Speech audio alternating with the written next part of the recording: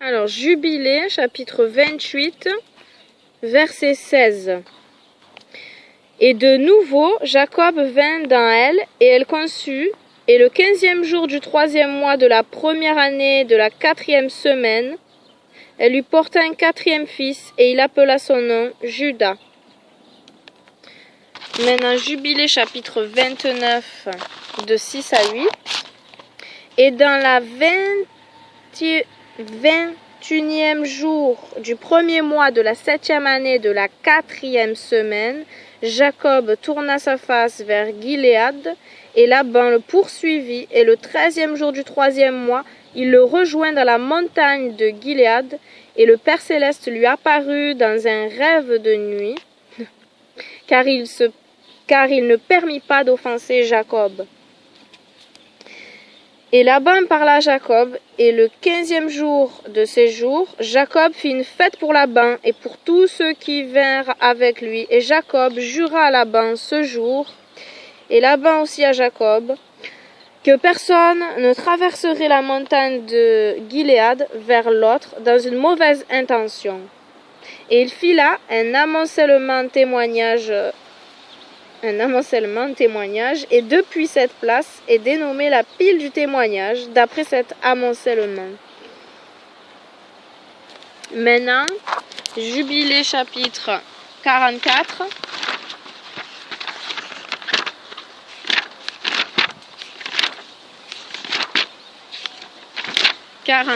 Versets 1 à 7. À la tête du 3e mois, Israël partit en voyage de sa maison d'Haran et prit le chemin vers le puits du serment. Et au 7e du mois, il offrit un sacrifice à l'Élohim de son père, Isaac. Et Jacob se souvint du rêve qu'il avait vu à Béthel, et il craignit de partir en Égypte.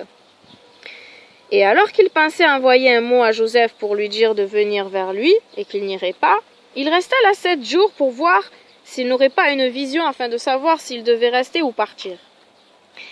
Et il célébra la fête de la récolte des premiers fruits avec le vieux grain, car dans toute la terre de Canaan, il n'y avait pas une pleine poignée de semences sur la terre, car la famine était sur toutes les bêtes et bétails et oiseaux, et aussi sur l'homme. Et au 6e jour, le Père Céleste lui apparut et lui dit, « Jacob, Jacob !» Et il dit, « Je suis ici. » Et il lui dit, « Je suis l'Élohim de tes pères, l'Élohim d'Abraham et d'Isaac. Ne crains pas de descendre en Égypte, car je ferai de toi une grande nation, et j'irai avec toi, et je te ramènerai de nouveau, et tu seras enterré dans cette terre, et Joseph mettra ses mains sur tes yeux. Ne crains pas, va en Égypte. » Et ses fils se levèrent, et les fils de ses fils, et ils placèrent leur père et leurs possessions sur les chariots. Et Israël se leva du puits du serment au 6e du 3e mois, et il alla dans la terre d'Égypte. Maintenant, on va lire Exode, chapitre 22, verset 28. Ton plein et ton débord, tu ne les retarderas pas. L'aîné de tes fils, tu me le donneras. Consacrera en fait. Donnera, c'est pas la vie qui va mourir, quoi. C'est qu'il est consacré. Ensuite, c'est Lévitique,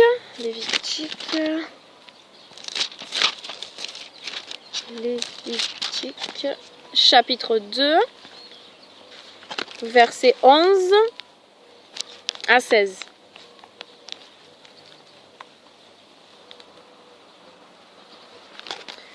Alors, si sont présents et d'ovins, de moutons, je lis à partir du 10, parce que ça commence, il l'égorge quoi. Si sont présents et d'ovins, de moutons ou de chèvres à monter, il le présentera mal intact. Il égorge sur le flanc de l'autel, au septentrion, en face du Père Céleste. Les fils d'Aaron, les desservants, l'encensant sur l'autel autour. Il le morcelle en ces morceaux avec sa tête. Ah non, j'ai lu le... Oh, pardon, j'ai lu le chapitre 1. Donc, chapitre 2, l'offrande. 11 à 16, 11 à 16, chapitre 2, chapitre 2. Toute offrande que vous présenterez au Père Céleste ne sera pas faite de ferment. Oui, tout le vin et tout miel. Vous ne l'encenserez pas au feu pour le Père Céleste. En présent de tête, vous les présenterez au Père Céleste. Ils ne monteront pas à l'autel en odeur agréable. Le sel, verset 13. Tu saleras de sel tout présent de ton offrande. Tu ne feras pas chômer le sel du pacte de ton Elohim sur ton offrande. Sur tous tes présents, tu présenteras du sel. Le sel, le sel, le sel. Que notre parole soit toujours assaisonnée de sel. Les prémices. Il reste encore 2 versets, 3 versets.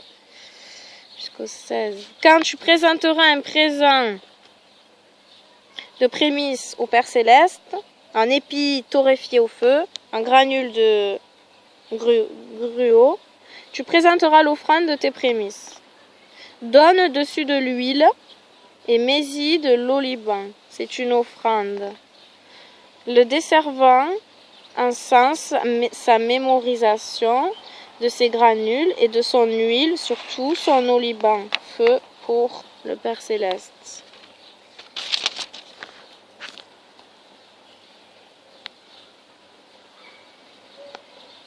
L'huile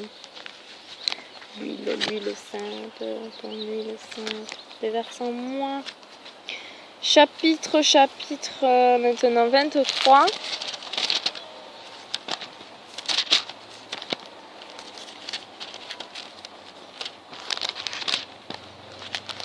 « 10 à 17. 23, 10 à 17. Parle aux béné Israël, dis-leur, quand vous viendrez sur la terre que je vous donne, moissonnez sa moisson et faites venir la gerbe, en tête de votre moisson, au desservant. Il balance la gerbe face au Père Céleste pour votre agrément. Le desservant la balancera au lendemain du Shabbat. Au jour où vous balancerez la gerbe, faites un mouton intact, fils de son année, en montée pour le Père Céleste. Son offrande, 2 dixièmes de semoule mélangée d'huile, feu pour le Père Céleste, odeur agréable, salibation du vin, 1 quart de hin, je sais pas c'est quoi le hin. Vous ne mangerez ni pain, ni torréfié, ni gruau, jusque dans l'os de ce jour, jusqu'à ce que vous ayez fait venir le présent de votre Elohim, règle de pérennité pour vos cycles et tous vos habitats.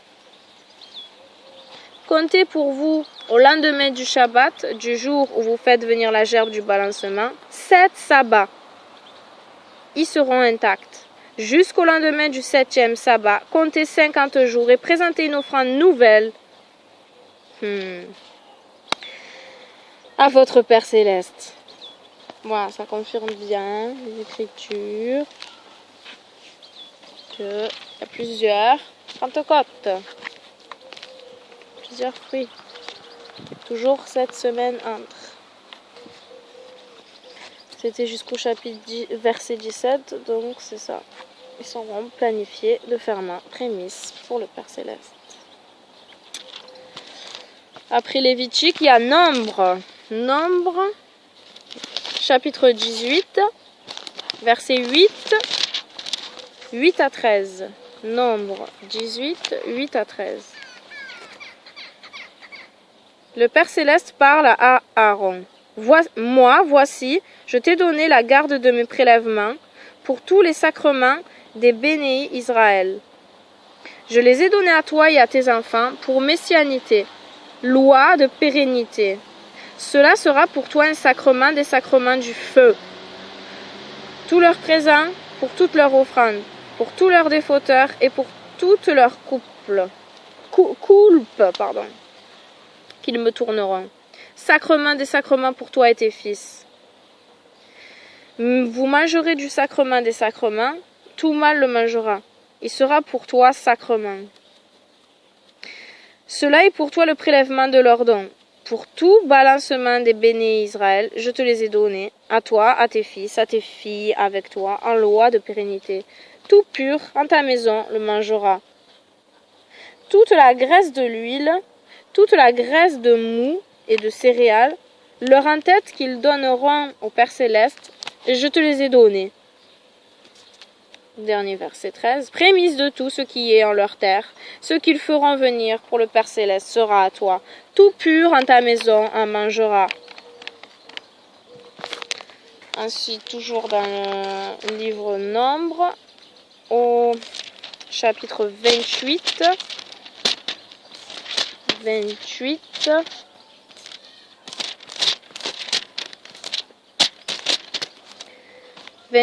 Et que le verset 26.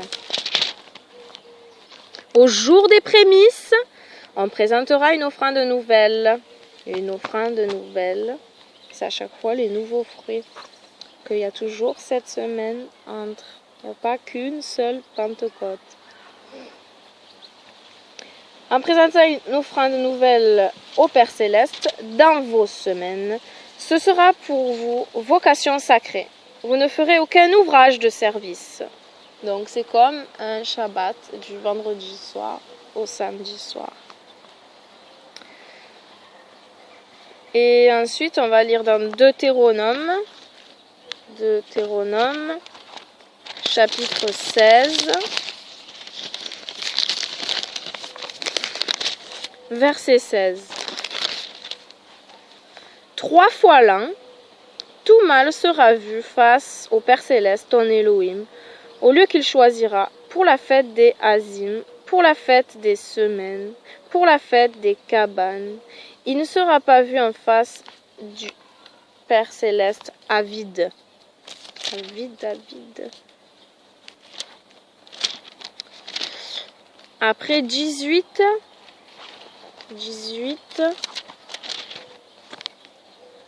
versets 3 à 5. Ceci sera la part des desservants, de par le peuple.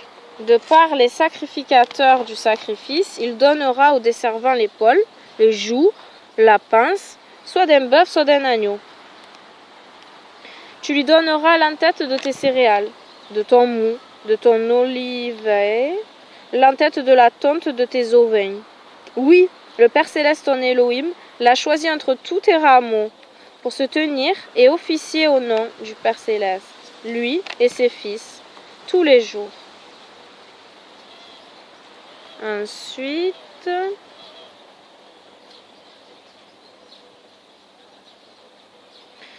Deux Chroniques.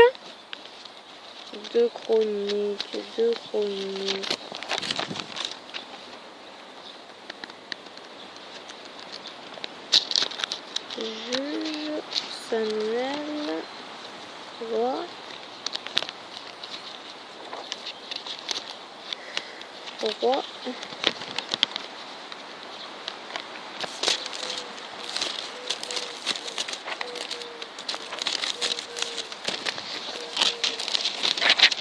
Oh non, c'était pourtant dans ma tête, c'était bien vers les chroniques, c'est bien vers les rois. Pourquoi c'est pas là? Bon, je vais lire avant Ézéchiel, puisqu'il est juste après Chronique et que je l'ai trouvé avant. Ézéchiel 44. Comment ça se fait qu'il n'est pas eu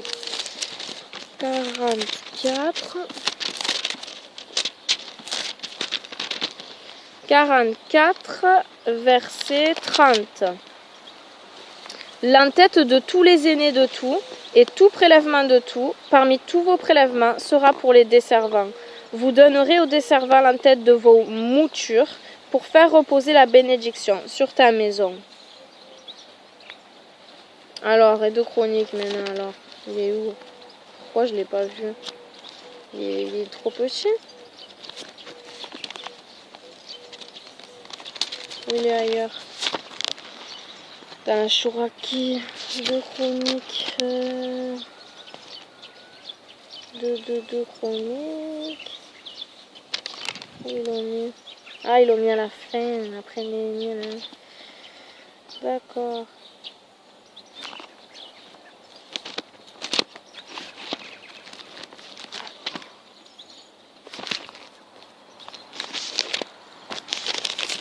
Donc 2 chroniques, verset 31.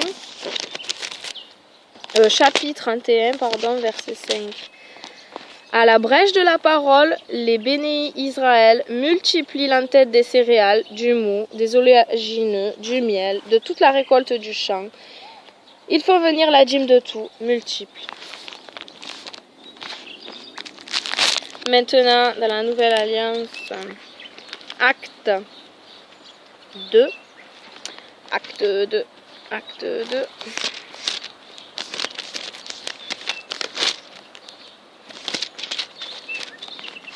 Acte 2. Shavuot. Quand se remplit le jour de Shavuot. Il y a une Shavuot. Ils étaient tous ensemble dans le même lieu. Et c'est tout d'un coup un bruit du ciel, comme la venue d'un souffle violent. Il remplit toute la maison où ils siègent. Leur apparaissaient des langues, comme de feu. Elles se partagent et se posent une sur chacun d'eux. Ils sont tous remplis du souffle sacré. Ils commencent à parler en d'autres langues, selon ce que le souffle leur donne d'énoncer. Or, à Yerushalem séjournent des Yehudim, des hommes fervents de toutes les nations sous le ciel. Comme cette voix surgit, une grande multitude se réunit, stupéfaite parce que chacun les entend parler dans son propre dialecte. Ils sont bouleversés, ils s'étonnent et disent « Voici ces parlants, ne sont-ils pas tous de Galilée ?» Galilée, quoi. Pas l'habitude de dire Galilée, hein.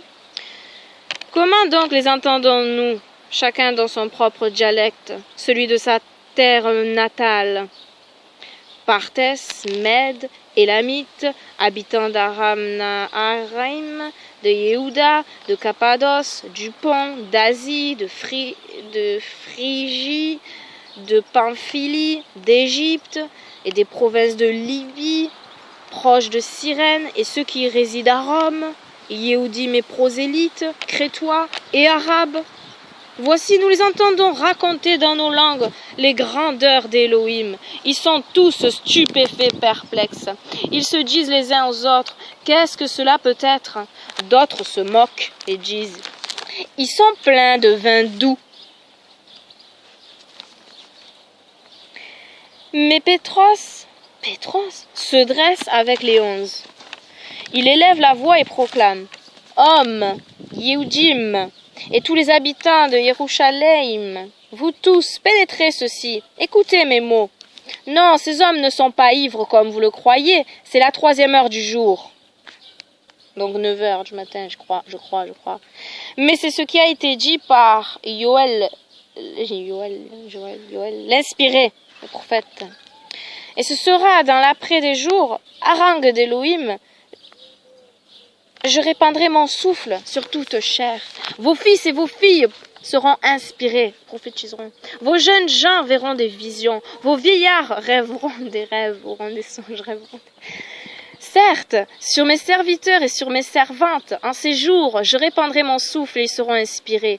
Je donnerai des prodiges dans le ciel en haut, des signes sur la terre en bas, du sang, du feu, des vapeurs de fumée. Le soleil se tournera en ténèbres, la lune en sang, avant la venue du jour du Père céleste, grand et visible.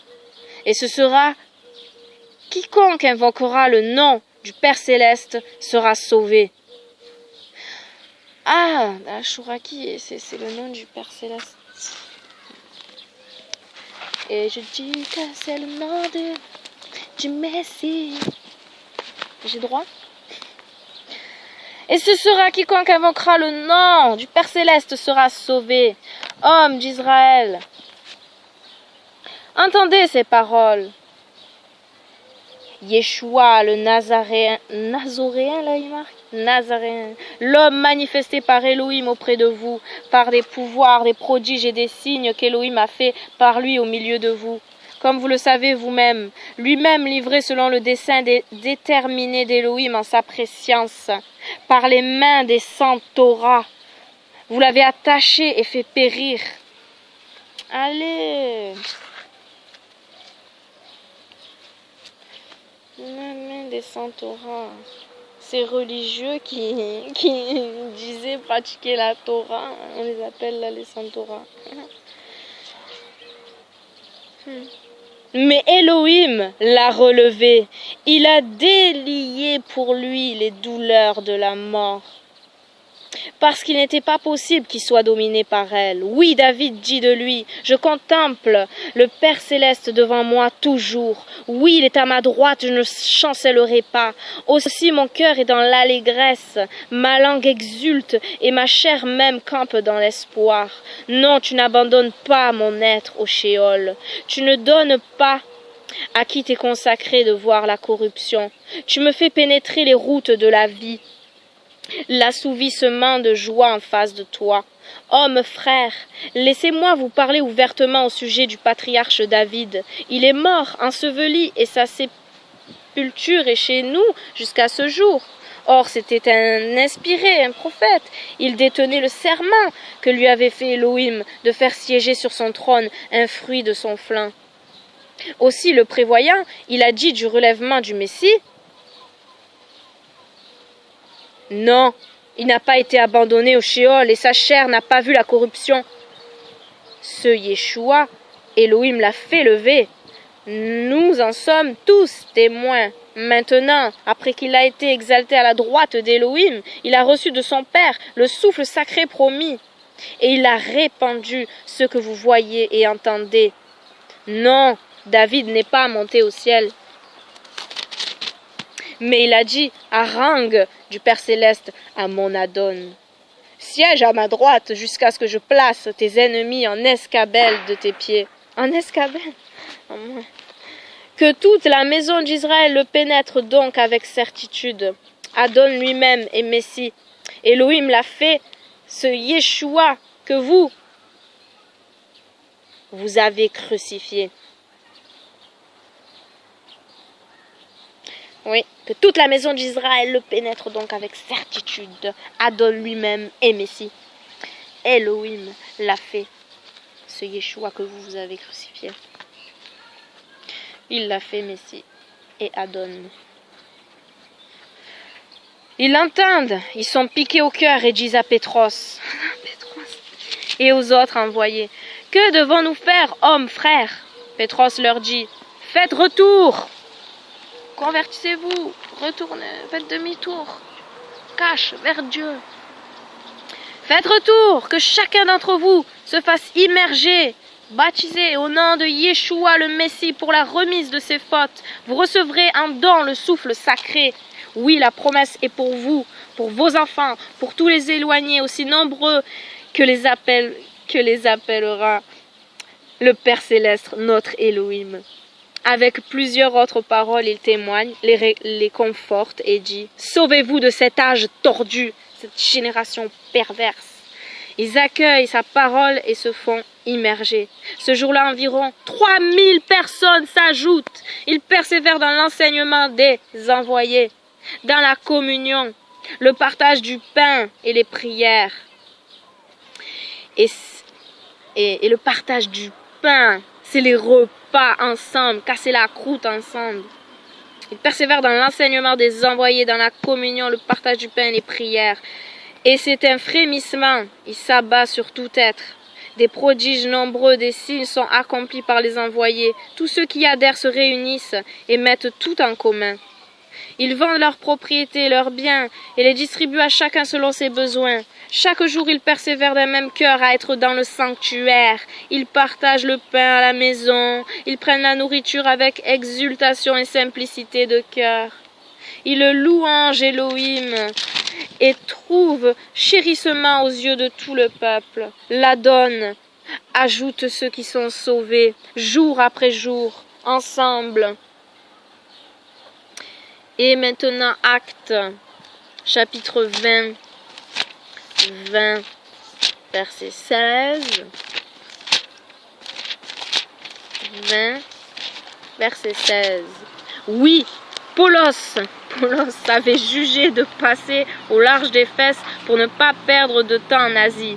Oui, il se hâtait pour être à Jérusalem, si possible, pour la fête de Shavuot. Et pourquoi il écrit Shavuot alors MB? Je ne comprends pas. Moi, je ne sais pas hébreu. Pour la fête de Shavuot. Et ensuite, 1 Corinthiens. Il se hâtait pour être, si possible, à la fête de Shavuot. 1 Corinthiens. S'il est possible. S'il est possible. Il est possible. Tu vas. C'est pas possible. Tu vas pas. 1 Corinthiens 18. 1 Corinthiens 18. Oh non, qu'est-ce que c'est? J'ai la chouraki dans les mains. Et il n'y a pas de chapitre 18 au 1 Corinthiens. Je suis bien au 1 Corinthiens là. Verset 8. Ou alors c'est tout décalé. Mais je demeurerai à Éphèse jusqu'à la Pentecôte. Voir dans ma petite Gédéon. Ah, j'ai laissé dans ma... Non, je ne l'ai pas pris. Et là, j'ai que le Jean. Alors, ça doit être ça. Ça doit être ça.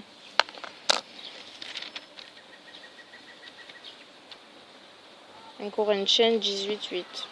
Et ça doit être 16. Je sais pas pourquoi c'est décalé autant, mais bon. 18 verset 8. Mais je demeurerai à Éphèse jusqu'à la Pentecôte. Fin.